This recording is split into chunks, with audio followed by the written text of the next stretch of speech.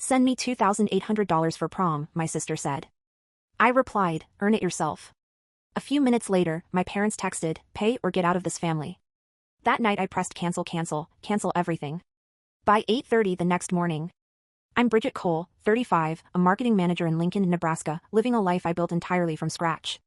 That day, during a tense morning meeting at work, my phone buzzed on the table, breaking my focus. A text from my sister lit up the screen, send me $2,800 for prom. I froze, jaw tightening, $2,800 for a dress and one night of partying. I typed back, earn it yourself. Minutes later, my parents' reply landed like a slap. Pay or get out of this family. My heart pounded. For years, I had sent them money, believing it was only for emergencies or urgent needs. But this a demand that I fund my sister's prom or be disowned. Anger surged through me mixed with something sharper, the painful realization that maybe they had been taking me for granted far longer than I had ever wanted to admit. That night, after hours of pacing and replaying their words in my head, I made a choice. My fingers hovered, then pressed, cancel everything. By 8:30 the next morning, my entire world had shifted upside down, and soon after, I uncovered a truth so shocking you won't believe it. If you've ever faced family pressure like this, share your experience in the comments. I'd love to hear how you handled it, and stay tuned because more real stories like mine are coming your way. To understand why my sister's text shocked me, you need to know about my family. I built my life from nothing, no handouts, no shortcuts. Growing up, I learned early that hard work was my only way out. My parents never saw it that way. My mother and father poured everything into my sister, their golden child, the baby of the family. I was 17 when she was born, already fending for myself, working part-time jobs while they doted on her every whim. My mother, always the decision-maker, and my father, her quiet supporter, lived beyond their means. They'd buy my sister designer clothes, throw lavish birthday parties, even fund her weekend trips with friends despite their shaky finances. Their house in the suburbs of Lincoln was a constant money pit, always needing repairs they couldn't afford. Meanwhile, I was grinding through college, juggling 2 jobs, determined to make it on my own. By 25, I landed my first marketing gig. By 30, I was running campaigns for major clients, living comfortably alone, no strings attached. My parents, they saw me as their safety net. 4 years ago, I set up a joint family account to help them cover bills, utilities, groceries, the basics. I thought I was doing the right thing, easing their stress. I was too busy to monitor it closely, assuming they'd use it responsibly.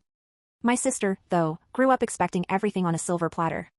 At 18, she's hooked on luxury $500 dresses, $200 dinners, you name it. My parents enabled it, draining their savings to keep her happy. I didn't realize how deep it went until now.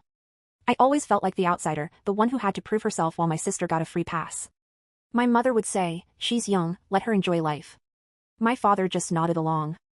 I kept my head down, built my career, and sent money when they asked. But that account I set up, it was my biggest mistake. I trusted them, thought they needed it for necessities. Looking back, I see the signs: new jewelry on my sister.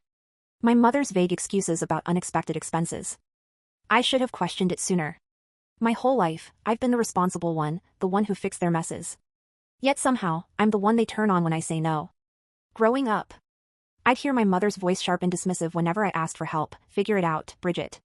But for my sister, they'd drop everything. I remember her 10th birthday, $2,000 on a princess-themed party while I worked weekends to pay for textbooks. My father once said she's our second chance to get it right. It stung, but I swallowed it, kept pushing forward. My sister's demands grew bolder each year. New phones, concert tickets, shopping sprees. My parents never blinked even when their bank account was in the red. I thought I was helping by setting up that account. But I was blind to how they used it. I've spent years proving I don't need them, building a life I'm proud of. My sister, though, she's never had to lift a finger. My parents made sure of that no matter the cost, and me, I'm the one they expect to foot the bill. That day, I was working when my phone started buzzing nonstop. My sister's text glared from the screen. I need $2,800 for prom, send it now. My blood boiled. $2,800 for a high school dance, for a dress she wore once in a limo to show off. I typed back, my fingers shaking with irritation. No way. Get a job and earn it yourself. I hit send, expecting her to sulk, maybe send a whining reply. Instead, my phone rang seconds later. Her voice was shrill, dripping with entitlement. You're so selfish, Bridget. It's just prom. Why can't you help me? I gripped the phone tighter, forcing myself to stay calm. You're 18, I said. Plenty of kids work part-time for prom. Try it. She scoffed, her tone venomous. You don't get it. I deserve this.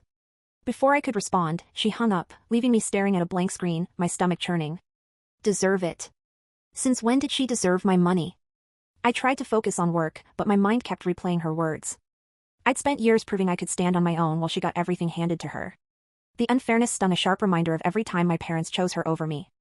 I remembered begging for $50 for a school trip at 16, only to hear my mother snap, "We can't afford it." Yet my sister got $200 for concert tickets without blinking. By noon, I heard her voice again, this time through a voicemail she didn't mean to send. "Mom, Dad, Bridget's being impossible," she whined, "tell her to pay."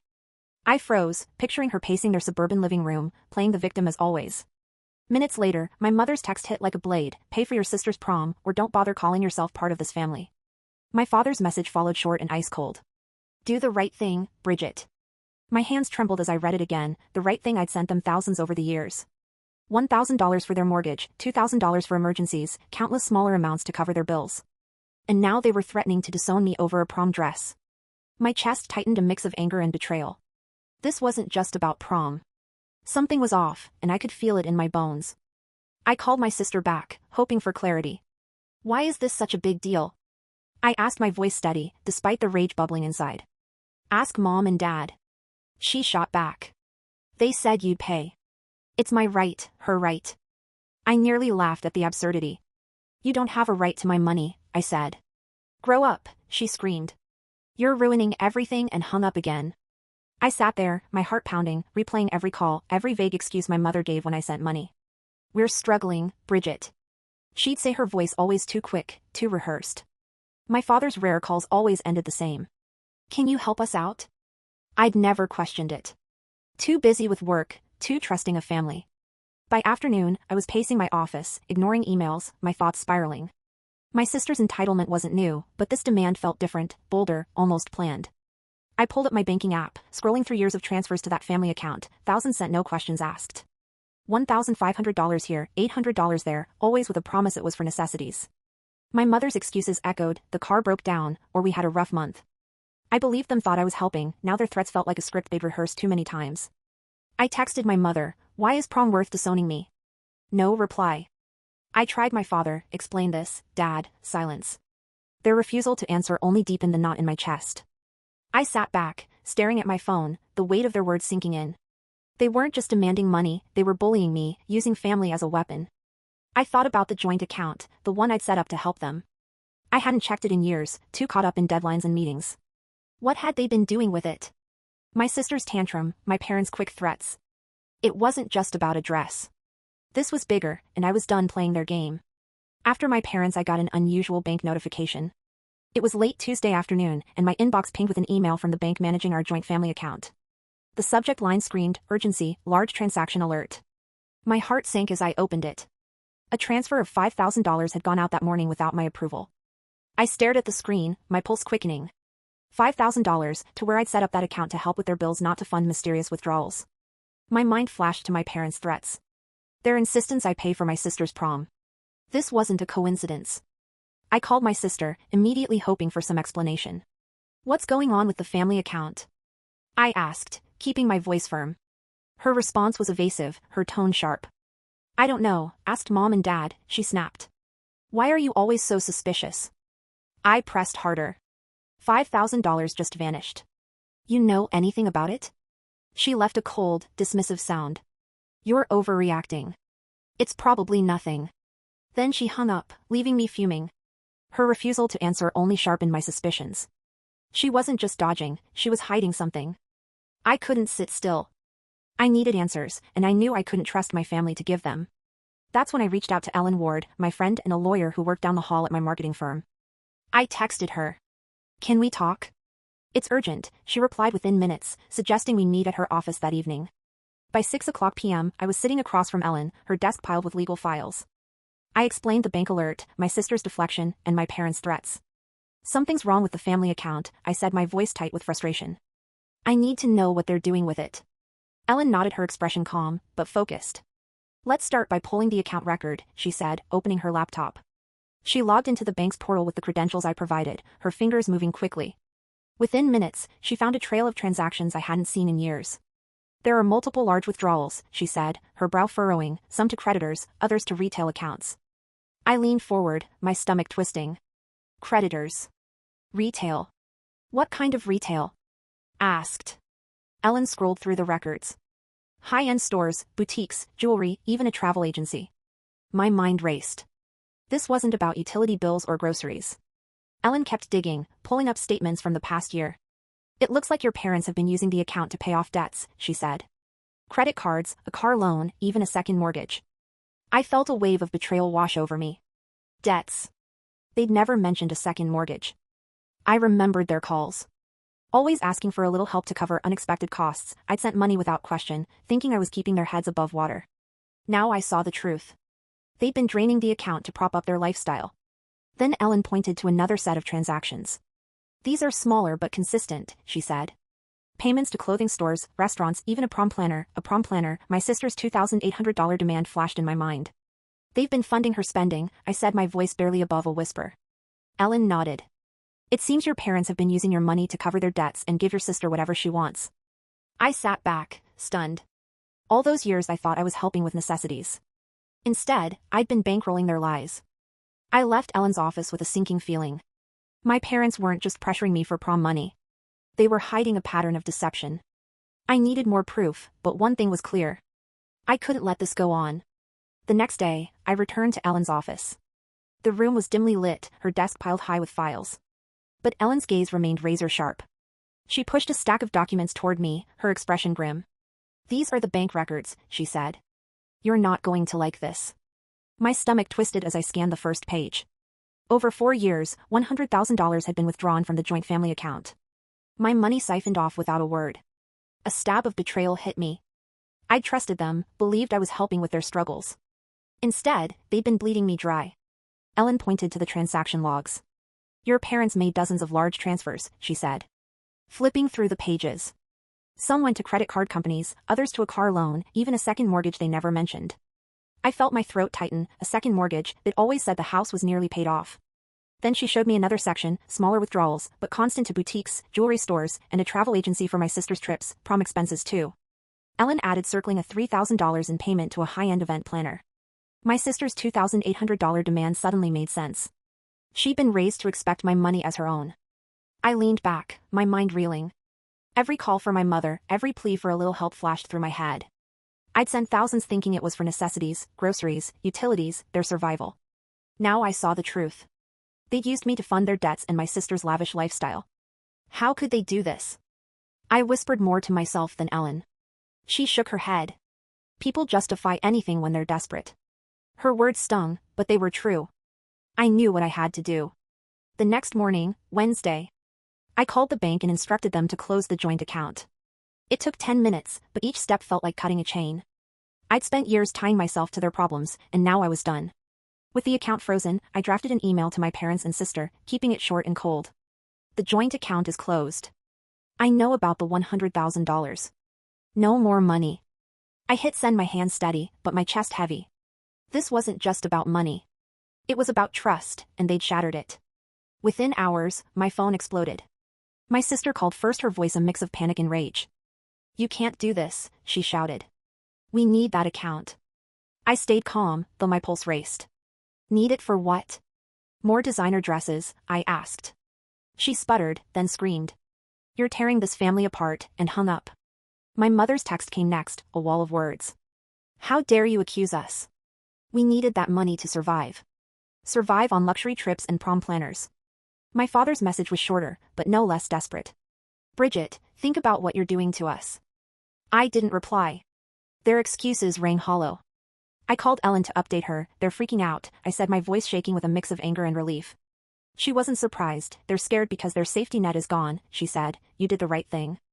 I wasn't so sure. Closing the account felt like freedom, but it also felt like losing the family I'd spent years trying to hold together. Their lives had changed everything, and I wasn't sure what came next. 1 week later, I drove to my parents' house in suburban Lincoln, my hands gripped the steering wheel, a folder of bank documents tucked beside me. The weight of what I was about to do pressed against my chest. I'd spent days preparing, replaying Ellen's findings, $100,000 drained from the joint account over 4 years, part of a larger mess, $500,000 in debts my parents had racked up. Today, I'd face them and lay it all bare. No more lies. I walked into their living room, the air thick with tension. My mother sat on the couch, her eyes already narrow. My father stood by the window, arms crossed, his face, unreadable. My sister slouched in an armchair, staring at her phone, avoiding my gaze. I didn't waste time. I know everything, I said, dropping the folder onto the coffee table. The account I set up to help you, you took $100,000 and you're drowning in $500,000 of debt. I spread the documents out, bank statements, transaction logs, proof of their spending, credit card payments, a car loan, a second mortgage they'd hidden, and worse, thousands funneled into my sister's designer clothes and trips. My mother's face crumpled, but not with guilt. How could you dig into our private business? She snapped, her voice, trembling. This is family. I felt a wave of fury. Family? I'd given them everything, and they'd used me. You lied to me. I said, my voice steady, despite the hurt. You said it was for bills, for survival. Instead, you funded her lifestyle. I pointed at my sister, who still wouldn't look up. My father stepped forward, his tone sharp. You don't understand, Bridget. We had no choice. Debts pile up. You were supposed to help us. I stared at him, stunned. Supposed to help? I sent thousands every year, I said, and you blew it on things you couldn't afford. My mother cut in tears, streaming now. You're so selfish. We did this for her, for your sister's future. I glanced at my sister, expecting some defense, some apology. She stayed silent, her face blank, letting our parents fight her battle. That silence cut deeper than their words. She wasn't just complicit. She was entitled to it all. My father's voice grew louder. You can't walk away from us, he said, his eyes blazing. We're your family. You owe us. Owe them. The audacity burned in my throat. I don't owe you anything, I said, my voice rising. I closed the account. No more money. You're on your own. My mother gasped, clutching her chest like I'd struck her. You're abandoning us, she cried. My sister finally looked up, her eyes flashing with panic, but she said nothing. I held their gazes, refusing to back down. You abandoned me first, I said. You used my trust, my savings, for years. The room erupted. My mother shouted about loyalty. My father accused me of betrayal, and my sister just sat there, mute, as if none of this was her fault. I gathered the documents, my hands shaking with rage and relief. I'm done, I said, walking to the door. Their voices followed me, a chorus of anger and desperation, but I didn't turn back. I'd given them a chance to explain, and all I got was blame. This was the end of their hold on me. After the meeting, I returned home and made my final decision. The weight of my family's betrayal sat heavy, but I knew what I had to do. I'd already closed the joint account, but that wasn't enough. I opened my phone, blocked my parents, and filtered their emails to spam. My sister's number went next. Each tap felt like severing a thread I'd spent years tying myself to. It hurt, but it also brought a quiet strength. I was done being their financial crutch. Months passed, and word reached me through a distant cousin. My parents had filed for bankruptcy. The $500,000 in debts, credit cards, loans, that hidden second mortgage had crushed them. Their house in suburban Lincoln, the one they'd sworn was nearly paid off, was gone. I pictured movers hauling their furniture away, my mother crying, my father staring blankly. Part of me ached for them, but another part felt nothing. They'd built this mess using my money to delay the inevitable. I'd given them chances, and they'd thrown them away. My sister faced her own reckoning. Without my parents' handouts, she had to grow up fast. The cousin mentioned she'd taken a part-time job at a clothing store, folding shirts and ringing up customers. I imagined her standing behind a counter. Forced to earn what she'd once demanded from me, the girl who thought $2,800 prom dresses were her right was learning to stand on her own. I didn't feel triumph, just a bittersweet relief. Maybe she'd understand one day what I'd tried to teach her. As for me, I found a new kind of peace. The constant calls, the guilt trips, the demands, they were gone. I focused on my life, my career, my savings. I started seeing a therapist to unpack the years of manipulation, to rebuild the confidence my family had chipped away. Setting boundaries wasn't easy. It meant letting go of the hope that they'd change, that they'd see me as more than a bank account, but it also meant freedom. I learned to say no to protect my own future, to stop letting their chaos define me. Looking back, this whole ordeal taught me something vital. Family doesn't mean obligation. Love shouldn't come with a price tag. I spent years thinking I had to save them, that their problems were mine to fix. I was wrong. Setting boundaries, taking control of my finances, and walking away from toxicity. That's what saved me. If you're out there caught in a similar cycle, know this. You don't owe anyone your security. Protect yourself first. It's not selfish, it's survival. To everyone listening, thank you for following my story. It's been a tough road, but sharing it helps me heal. I'd love to hear your experiences. Have you ever had to set boundaries with family?